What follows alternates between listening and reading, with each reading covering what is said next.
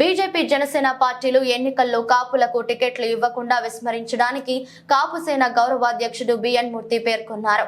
శుక్రవారం పౌర గ్రంథాలయంలో జరిగిన మీడియా సమావేశంలో మాట్లాడారు. కాపులకు ప్రాధాన్యత ఇచ్చే అంశాన్ని అన్ని రాజకీయ పార్టీలు గమనించాలని, వచ్చే ఎన్నికల్లో అన్ని రాజకీయ పార్టీలు కాపులకు ప్రాధాన్యత ఇవ్వాలని కోరారు. గతంలో విశాఖలో 2 నియోజకవర్గాలలో కాపులకు టికెట్లు ఇచ్చారు అని గుర్తు చేశారు. విశాఖ జిల్లాలో 5 లక్షల జనాభా, ఉమ్మడి జిల్లాలో 10 లక్షల కాపు జనాభా ఉందన్నారు. టీడీపీ, బీజేపీ కాపులను విస్మరించారని, గతంలో గుడివాడ, గంట, అవంతి సత్తా చూపించారని గుర్తు చేశారు. టీడీపీ, జనసేన, బీజేపీ కూటమి కాపులకు టికెట్ ఇవ్వలేదు అన్నారు. భీమిలిలో కాపు నేతలు టికెట్ కోసం ప్రయత్నాలు చేస్తున్నా కాపులను అణిచివేస్తున్నారన్నారు.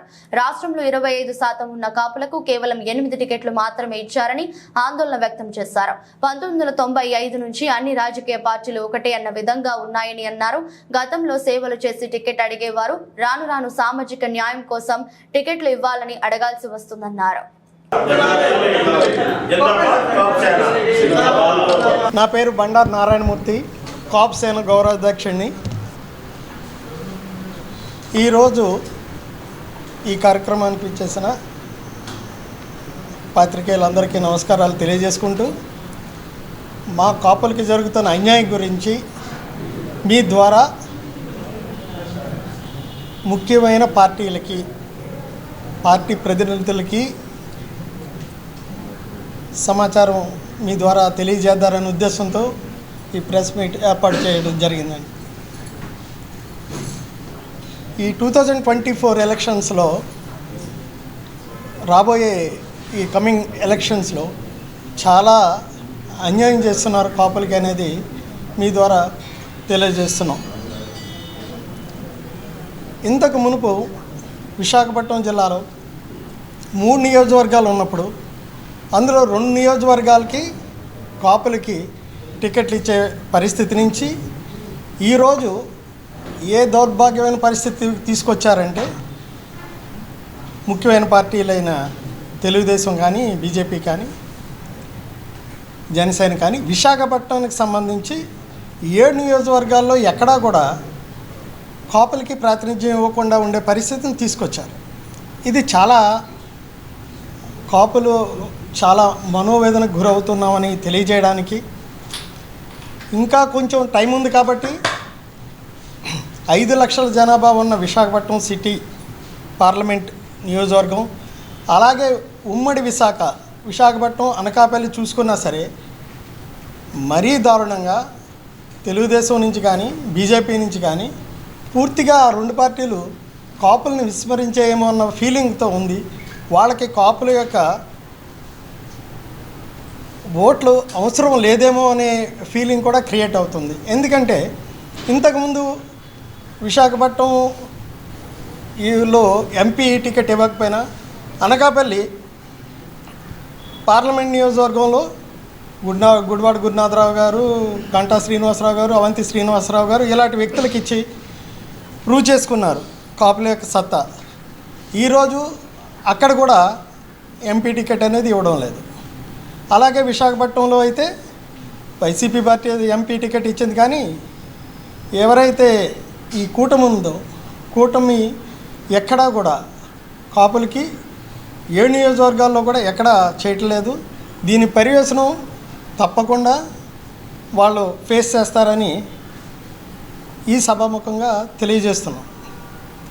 అదేవిధంగా పోయిన ఫిబ్రవరిలో మా రాష్ట్ర కాపు జేఏసీ తోటరాజు ఆధ్వర్యంలో విశాఖపట్నంలోనే చేసినప్పుడు, అప్పటికి ఇంకా చాలా టైం ఉంది కాబట్టి చెప్పాం, ఎట్టి పరిస్థితుల్లో కాపులకి మొత్తం టోటల్గా 10 లక్షల మంది కాపులు ఉన్నారు ఉమ్మడి జిల్లాలో, ప్రయారిటీ ఇవ్వండి, ఇచ్చిన పార్టీలకి మేము అందరం సేవ చేసుకుంటాం, వర్క్ చేస్తాం అని చెప్పినా కూడా ఎందువల్ల వాళ్ళు చేయడం లేదో తెలియడం లేదు.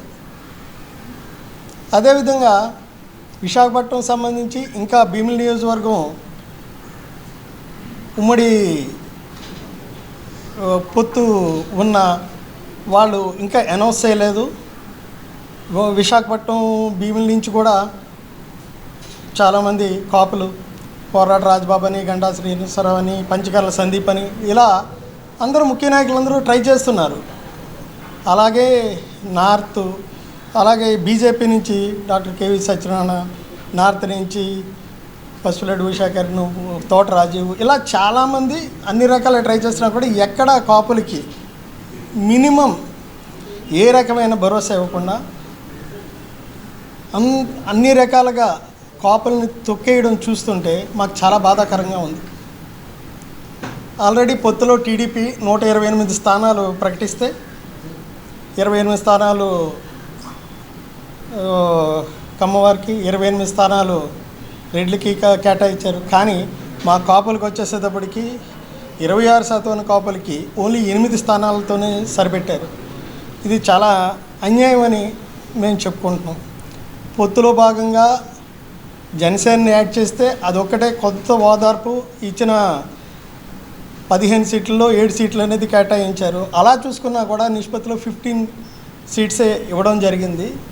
ఎందువల్ల మీరు కాపులకి నిర్లక్ష్యం చేస్తున్నారో తెలియదు, కానీ ఖచ్చితంగా దీనికి పర్యవేక్షణ మాత్రం మీరు ఇప్పుడు జరిగే 2024 ఎన్నికల్లో మూల్యం చెల్లిస్తారని, అలా చెల్లించకుండా మీరు దయతలిచి ఒక్కసారి ఆలోచించి మళ్ళీ ఆ యొక్క తప్పుని సరిదిద్దుకుంటారని చిట్ట చివరి ప్రయత్నంగా ఈరోజు మీ ద్వారా తెలియజేస్తున్నామండి.